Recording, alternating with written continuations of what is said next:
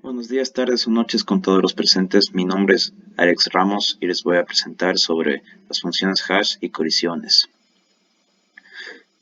Antes que nada, ¿qué son las tablas hash?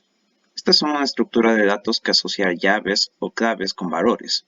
La operación principal que soportan de manera eficiente es la búsqueda, ya que permite el acceso a los elementos almacenados a partir de una clave generada. Con esto en mente, podemos definir lo que es la función hash, ya que esta es una función que convierte uno o varios elementos de entrada a una función en otro elemento. Tiene como entrada un conjunto de elementos que suelen ser cadenas y los convierte en un rango de salida finito, normalmente cadenas de longitud fija. Ahora vamos a ver el pseudocódigo de esta función. La verdad es bastante sencillo, ya que en su implementación realiza las funciones de inserción y búsqueda. Como podemos ver, en inserción se aplica la propia función hash, donde x genera un índice en el arreglo, que permite acceder directamente al elemento representado, generalmente por números enteros consecutivos. Mientras tanto que la búsqueda va a buscar a través del índice también, en donde si encuentra el elemento simplemente dirá el elemento encontrado. En caso contrario dirá que el elemento no existe. Ahora vamos a ver uno de los métodos de función hash más comunes, que es la función hash por división. Este consiste en tomar el residuo de la división de la clave entre el número de componentes del arreglo. Como podemos ver, h en función de k es igual a k módulo de m, por lo cual para estas funciones se recomienda que m sea un número primo o divisible entre pocos números, ya que esto facilita la creación de los algoritmos. Bien, para demostrar cómo funcionan las funciones hash por división, vamos a presentar el siguiente problema. Tenemos un rango de datos de 1 a 21, en donde tenemos disponibles 7 casilleros. Usando la función hash tenemos que h en función de k es igual a n por módulo de 7. ¿Por qué 7? Ya que es porque nos requiere de 7 casilleros. Y con eso tendremos en mente una división equitativa de cada cifra en cada casillero. Ahora, con k siendo igual a 0, ¿qué tenemos? Tenemos que los únicos n que pueden cumplir con que esto sea 0 serían el propio 0, pero no se encuentra en la lista. El número 7,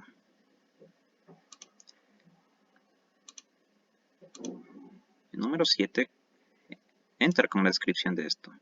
También el número 14, que aunque no esté visible, se supone que está aquí también. Y finalmente el número 21, que también cumple esta condición.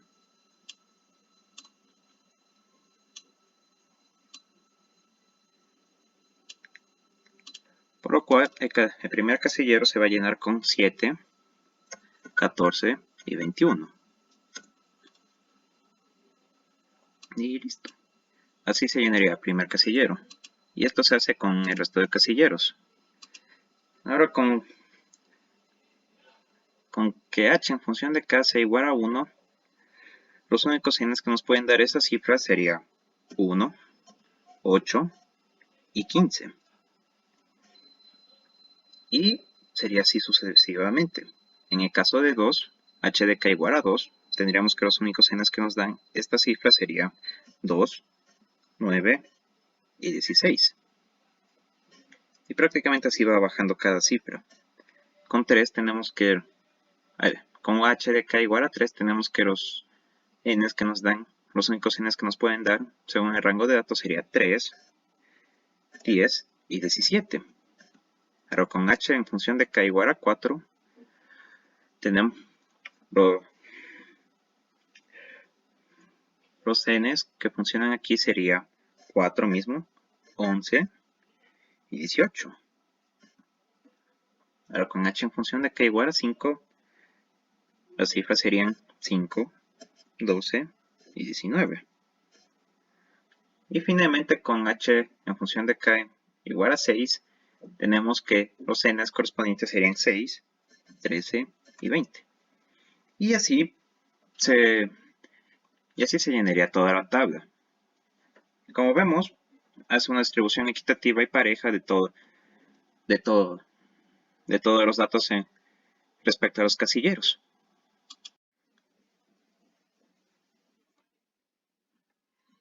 Otra de las funciones hash que tenemos es la función hash cuadrado. Esta consiste en elevar al cuadrado la clave y tomar los dígitos centrales como dirección, lo cual nos da una fórmula h en función de k igual a los dígitos centrales por k elevado al cuadrado, todo esto más 1. La suma de los dos dígitos centrales de la clave k, que está elevada al cuadrado más 1, debe dar un valor entre 1 y n, siendo n el tamaño del arreglo.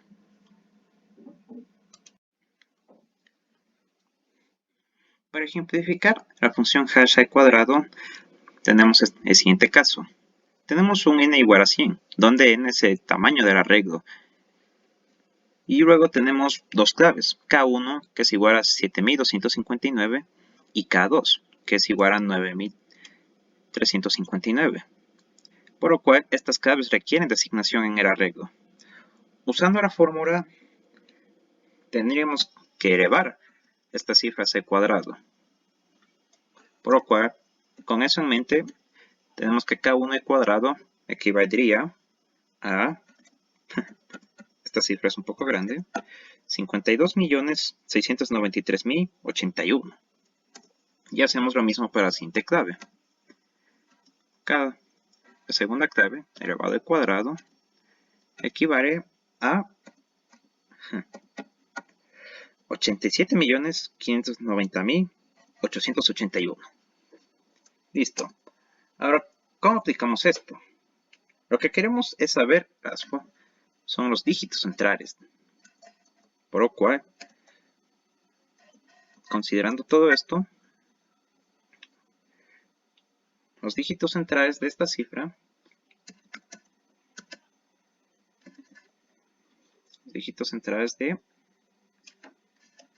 k1 elevado al cuadrado, todo esto más 1, no falta olvidar eso,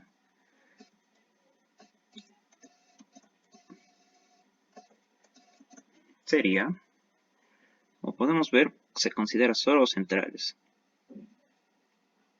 Por lo cual, me consideré el rango de todos los números, y dado que es solo de 1 a 100, podemos considerar 93 como un dígito.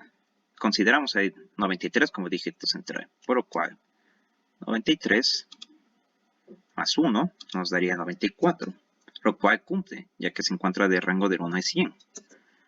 Ahora, realicemos lo mismo con la siguiente, con la segunda clave, que sería igual a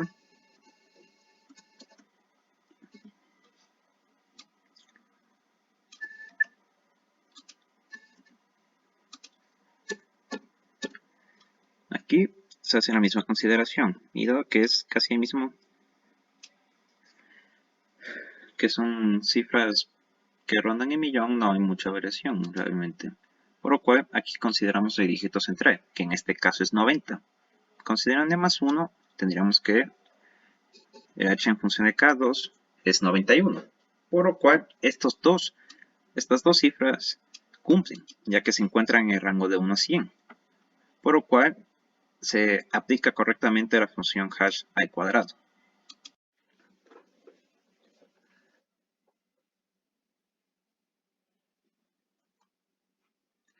El siguiente caso es la función hash por plegamiento. Como podemos ver, esta consiste en dividir la clave en partes y combinarlos de un modo conveniente, usando suma o multiplicación para obtener el índice. La clave se divide en varias partes, donde cada una tiene el mismo número de dígitos, siendo la única posibilidad de excepción la última parte. Para entender mejor este caso, vamos directo al ejemplo. En base al ejercicio anterior, tenemos de nuevo que la regla es igual a 100, y son las mismas claves. Pero esta vez vamos a aplicar Vamos a utilizar la función hash por plegamiento. ¿Y cómo sería este caso? Bueno, en base al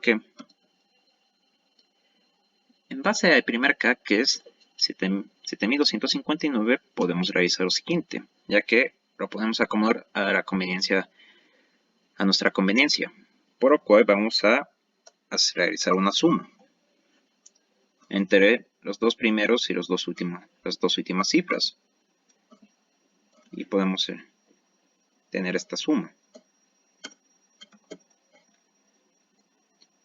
lo cual nos daría ese resultado, que es 131. Ya listo, pero sabemos que 131 sobrepasa el número de arreglos, para lo cual simplemente usamos la fórmula en donde nos dice que los dígitos menos significativos pueden ser omitidos, por lo cual este 1 está de más. Y considerando esto, podríamos usar simplemente 31, lo cual nos ayuda ya que está dentro del arreglo. Por lo cual 31 más 1 nos da en total 32. Y con eso habremos encontrado una asignación correcta a esta clave. Ahora hagamos lo mismo para la siguiente clave,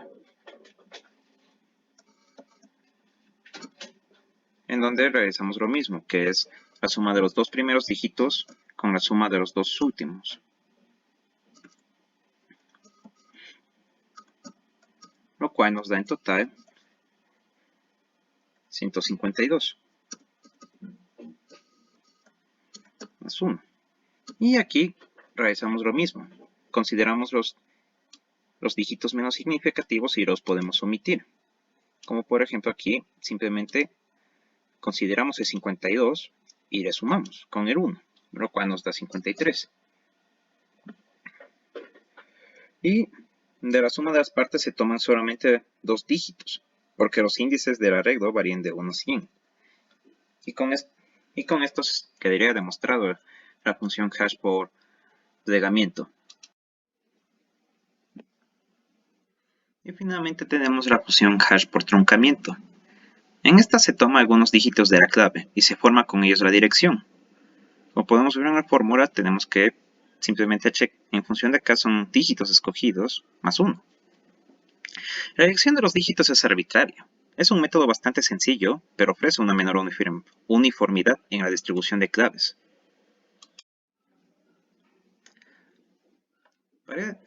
Para el ejemplo vamos a tener un arreglo de 100 y las claves 7269 y 9341.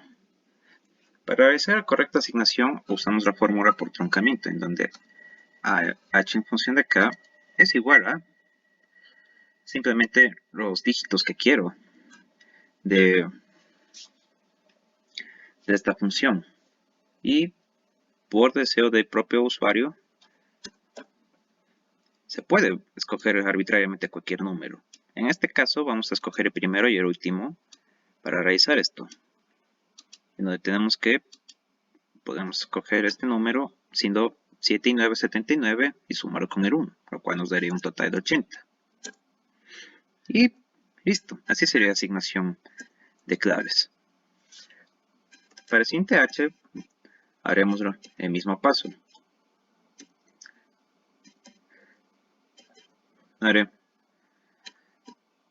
Vamos a seleccionar los dígitos usando la misma lógica de arriba, por lo cual el 9 y el 1 va a ser aquí las claves. Lo cual con estos dígitos 9 y 1 nos da 91. Más 1 nos da un total de 92.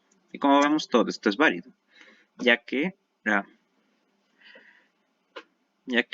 los dos casilleros se encuentran dentro del rango del arreglo, por lo cual la función es válida. ¿Para qué son las colisiones? Las colisiones son una situación en donde que se produce cuando dos entradas distintas a una función hash producen la misma salida. Es matemáticamente imposible que una función hash carezca de colisiones, ya que el número potencial de posibles entradas es mayor que el número de salidas que pueden producir un hash. Sin embargo, las colisiones se producen más frecuentemente en los malos algoritmos. En ciertas aplicaciones especializadas con un relativamente pequeño número de entradas que son conocidas de antemano, es posible construir una función de hash perfecta, que se asegura que todas las entradas tengan una salida diferente, como vimos previamente. Ahora, ¿qué resoluciones de colisiones existen? Existen varios métodos, pero se van a nombrar los principales. Uno de ellos es el encadenamiento. Es la técnica más simple, ya que consiste en encontrar la casilla correcta y agregar al final de la lista. Es la forma más eficiente debido al dinamismo de las listas, pero esto obliga a ocupar espacio extra de la tabla, donde el crecimiento de la lista hará perder el acceso directo. Puede hacer perder el acceso directo de la función hash. Ahora, como vemos en el segundo código, declarando a D tipo entero y a Q tipo puntero, y sig e info como campos de nodo, lo que queremos es hacer que D, el entero en este caso, llegue hacia la función hash, como vimos previamente, lo cual esto genera una dirección. Ahora si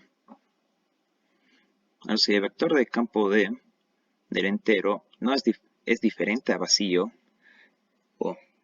y a la vez es igual a acá, o sea el índice, entonces tenemos que escribimos que la información está en la posición D, ya que es una analogía correcta, ya que estamos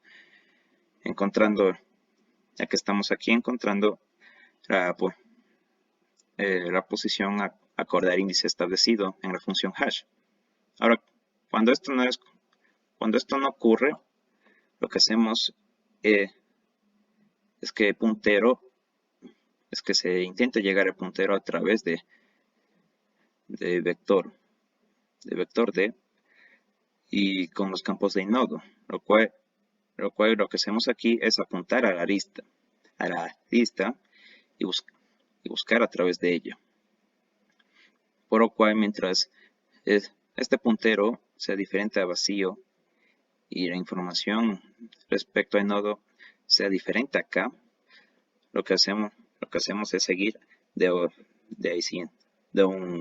nodo al siguiente nodo. Y así, y con eso finalizamos mientras de esta búsqueda. Ahora, si Q es vacío, entonces podemos afirmar que la información no se encuentra en la lista. En caso contrario, la información sí se encuentra en la lista, y con ello podríamos decir que existe un nodo o una información, aunque sea repetida, dentro de la lista. Para demostrar cómo funciona el método de encadenamiento, tenemos el siguiente ejemplo, en donde se realizó una función hash sin importar qué tipo y tuvimos las siguientes asignaciones, en donde en un instante estos números 80, 43, 54, 25 y 56 fueron asignados a estas posiciones 1, 2, 3, pero dado la fórmula, también se tuvo este inconveniente en donde 13, 104 y 35 comparten el mismo casillero con estos números. Lo que nos enseñó el método de encadenamiento es que se puede omitir estos tres valores y se puede usar un apuntador para simplificar el proceso. Por lo cual lo que haremos es simplemente crear un apuntador que especifique este número cuando se tenga el mismo casillero. Por lo cual aquí nos daría donde sea K25, H de K sea H en función de K sea 6. Y así sucesivamente con cada posición. 43 corresponde a 4, 56 corresponde a 7, 35 corresponde a 6, ya que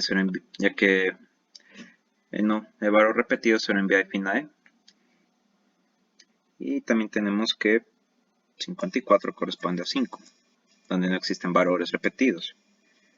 13 equivale a 4, sería final. 80 equivale a 1 y finalmente 104 equivale a 5. Con lo cual hemos podido detallar y ubicar cada clave en su respectivo casillero para que tengan una posición dependiendo del arreglo, y con las listas ligadas podemos saber si existe otro valor añadido a este casillero. Obviamente, como desventajas es que este espacio adicional ocupa bastante espacio dentro de la tabla, y también existe el inconveniente de que de existir demasiados valores repetidos simplemente se pierde la facilidad del acceso directo al método hash, por lo cual son cosas que se deben considerar. Otra de estas formas para aliviar las colisiones son los métodos de la asignación, que en realidad son varios métodos que se rigen bajo el principio de comparación y reasignación. Uno de ellos es la prueba lineal. Se recorre el arreglo secuencialmente a partir del punto de colisión, buscando el elemento. Se lo trata como una estructura circular, ya que el siguiente elemento después del último es el primero. Perdón la interrupción. Como verán, aquí tenemos otros enteros, como son d y dx. Aquí volvemos a aplicar la función hash para generar la dirección, y aquí observamos que si el arreglo de x es diferente a vacío y es igual a k, entonces habremos encontrado la posición, ya que los datos son correctos acorde a la información y los índices. En cambio, si dx tiende a ser igual a otro entero, pero más 1, significa que mientras d de x sea menor o igual a n y el arreglo de dx sea diferente a vacío, y también que el arreglo de dx sea diferente a k y que dx sea diferente a d, tendremos que repetir este proceso una y otra vez hasta encontrar la información que se busca. Ahora, si dx es igual a n más 1, que es el número de arreglos disponibles, que n es el número de elementos en el arreglo, entonces hacemos que dx tienda a 1 y terminamos con esos procesos con esos cálculos iniciales. Ahora, si el arreglo de dx es igual a vacío o es igual a d, entonces habremos verificado que la información no se encuentra en el arreglo. Ahora, en caso contrario, si se encontraría en esa posición. Para las colisiones de prueba lineal, vamos a usar el mismo ejemplo del ejercicio anterior, donde tenemos estas colisiones en los casilleros 4, 5 y 6 respectivamente. Usando el método de prueba lineal, tenemos primeramente que la colisión se genera en 35. Al aplicar la función hash en 35, obtenemos una dirección que da d igual a 6, pero el elemento no se encuentra en esa posición, por lo cual lo que se realiza es un dx, en donde se recorre hasta llegar a la posición de x más 7, dx igual a 7, y se concluye cuando se encuentra el valor buscado en la posición 8, por lo cual, al tener todas estas casillas ocupadas, lo que se hace es trasladar esta cifra a la posición 8. Y dado que esa fue la primera colisión, se hace acorde a las colisiones que se generan. Por lo cual aquí la siguiente cifra sería la colisión que se da en el número 13. Y simplemente se usa la misma metodología donde se da 9. Y hacemos lo mismo con 104. Con lo cual podemos asignar claves repetidas a casilleros no especificados. Y con esto en mente tenemos que tenemos un CAD que es igual a 25 donde su casillero es 6. Un 43 donde su casillero es igual a 4. Luego tenemos un 56 que su casillero es 7. Y aquí es donde cambia todo, ya que el 35, que antes se encontraba en la posición 5, ahora está asignado a la posición 8.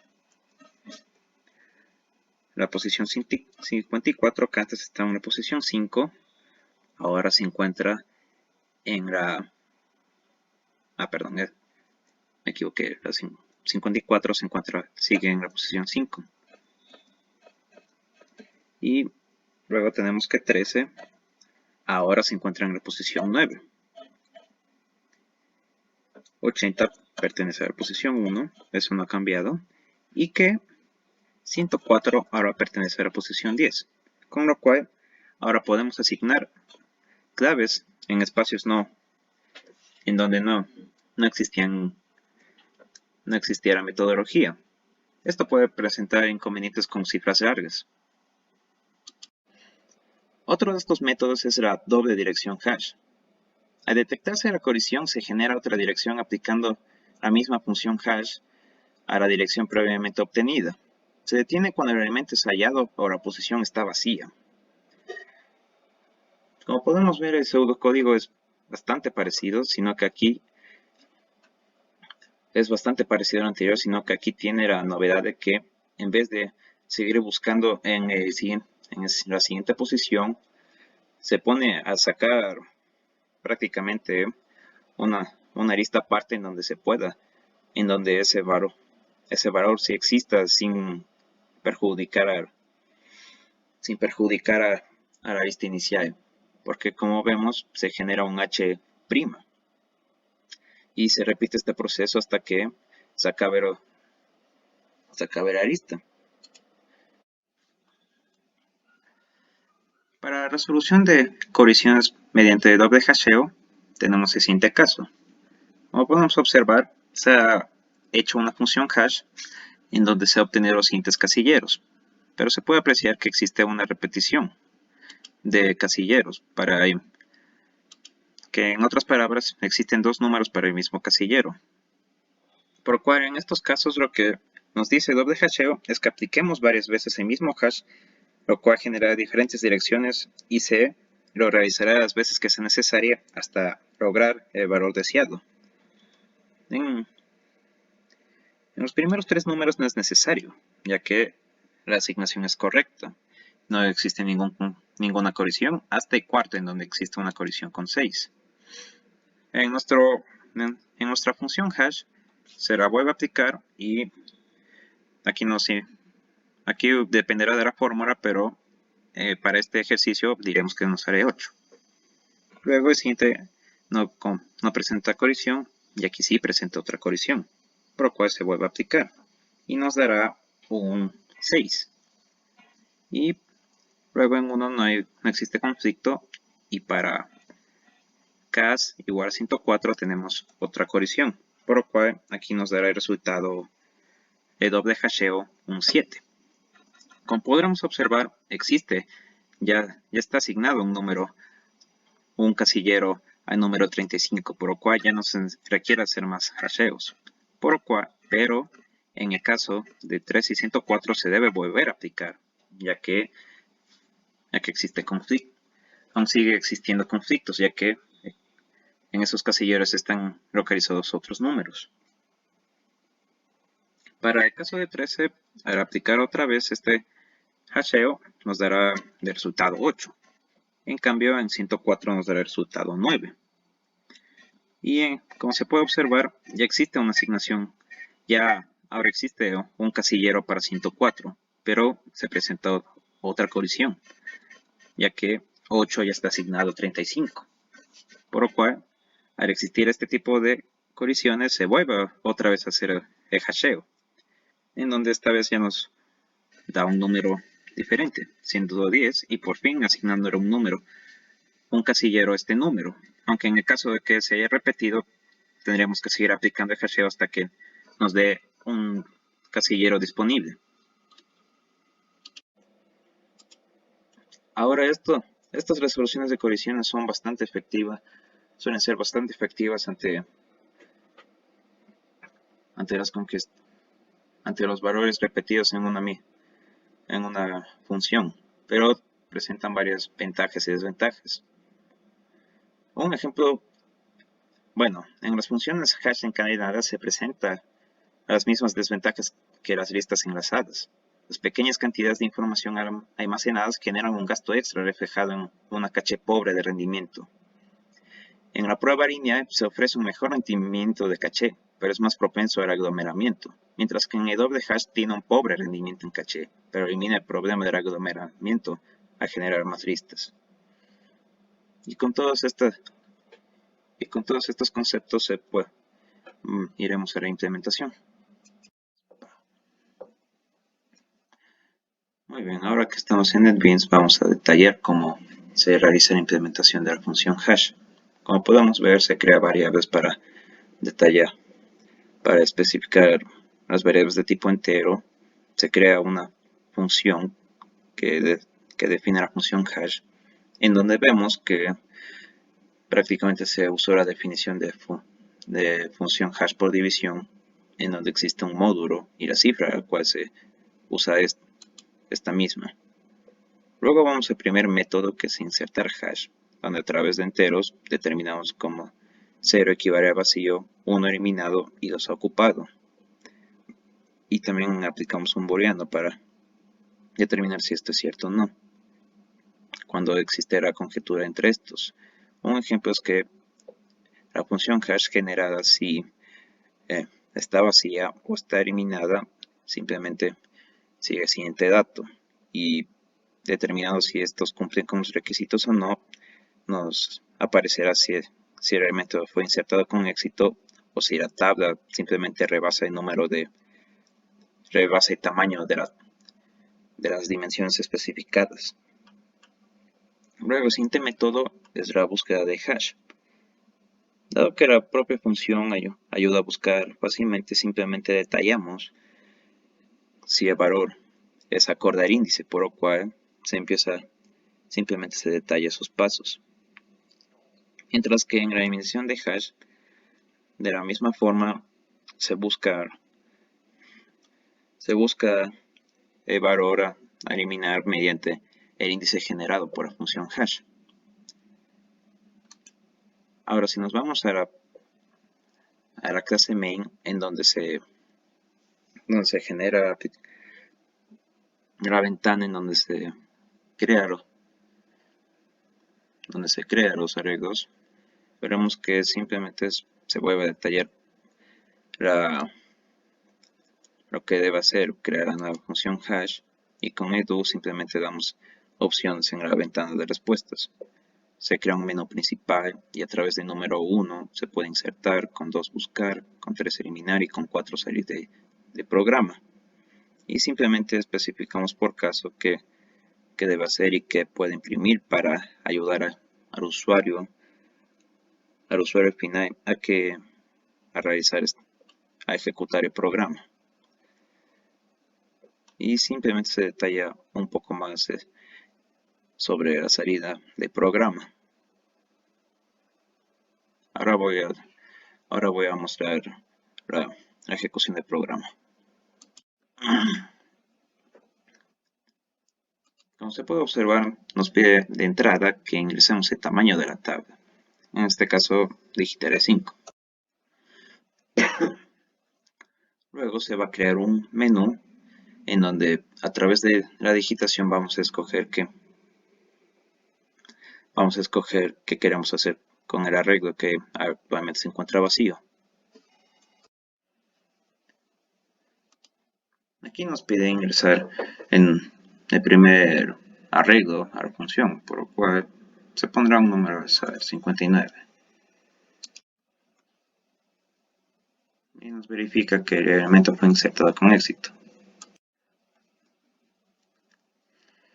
Aquí procederemos a seguir ingresando valores.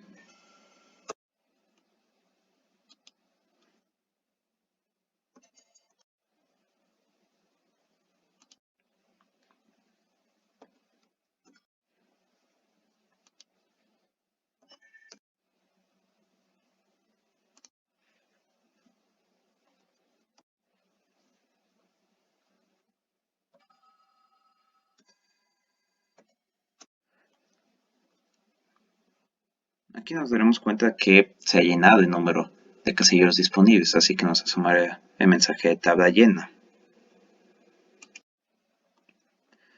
Ahora podemos verificar si los elementos realmente existen o no en el arreglo. Por ejemplo, vamos a buscar.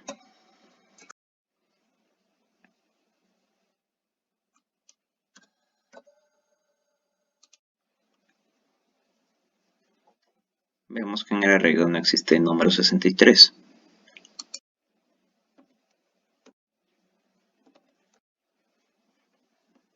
En cambio, de digitar que me busque el número 12, resulta que lo encuentra, así que podemos determinar qué número existe dentro de la función. Ahora procederemos a probar el método de eliminar con el mismo número que encontramos, que habíamos buscado previamente, mejor dicho.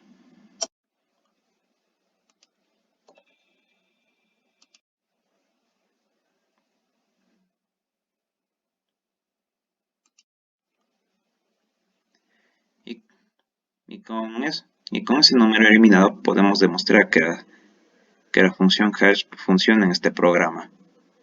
Y bueno, eso creo que sería todo por hoy. Muchas gracias.